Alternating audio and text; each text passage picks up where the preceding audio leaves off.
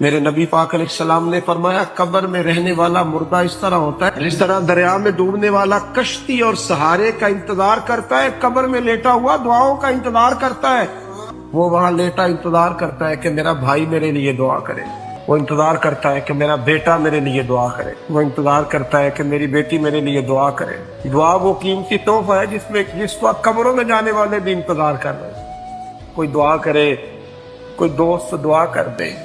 اگر کسی کے بچے لیٹے ہیں تو وہ ماں باپ کی دعاؤں کے منتظر ہیں، دوست لیٹے ہیں تو دوستوں کی دعاؤں کے منتظر ہیں۔ اور میرے نبی کریم علیہ السلام نے فرمایا جب تم دعا کرتے ہو اس طرح دریا میں ڈوبنے والے کے ہاتھ سہارا آئے تو اسے خوشی ہوتی ہے، قبر والے کے پاس دعا پہنچتی ہے تو اسے خوشی ہوتی، ان کے لیے دعائیں کریں۔ میرے نبی پاک علیہ السلام نے فرمایا میری امت قبروں میں گناہگار جائے گی، نکلے گی تو نیکوکار